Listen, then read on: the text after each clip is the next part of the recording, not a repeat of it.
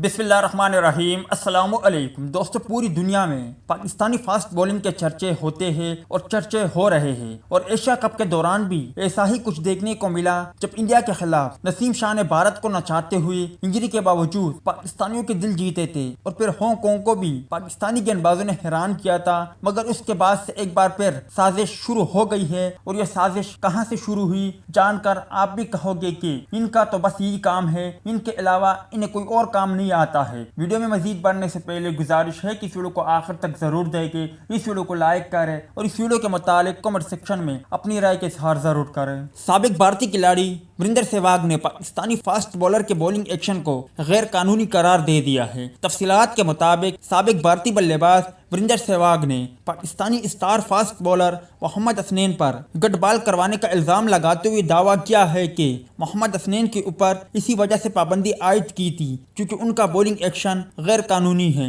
उन्होंने कहा कि शोएब अख्तर भी मैचों के दौरान अपनी कोहनी को झुका देते थे, जिस पर शोएब अख्तर पर भी पाबंदी लगी थी। वीरेंद्र सहवाग ने एक हिंदुस्तानी टीवी शो में पाकिस्तान क्रिकेट टीम के फास्ट बॉलर मोहम्मद हसनैन को तनकीद का निशाना बनाया। सहवाग ने मोहम्मद हसनैन और फास्ट बॉलर ब्रेडली के दरमियान मुमासलत पर भी बात की और कहा कि ब्रेडली की बॉलिंग को समझना बिल्कुल आसान था, लेकिन मोहम्मद हसनैन के बाजू का अंदाजा लगाना मुश्किल है। उनका कहना था कि मोहम्मद हसनैन का एक्शन लीगल नहीं है, ब्रेडली का हाथ सीधा नीचे आता था इसलिए गेंद को चुनना आसान था, लेकिन मोहम्मद हसनैन के साथ आप कभी भी अंदाजा नहीं लगा सकते कि हाथ और गेंद कहां से आएगी। दोस्तों, अगर आपके पास टाइम है तो आप कमेंट सेक्शन में वीरेंद्र सहवाग को जवाब जरूर दे। मैं तो यही कहूंगा कि ये पाकिस्तान के खिलाफ एक साजिश है और अगर आप किसी का सामना नहीं कर सकते तो फिर आप उन पर तंज करते हो और उसके खिलाफ कोई साजिश करते हो। वीडियो अच्छी लगे तो इसे लाइक जरूर करें।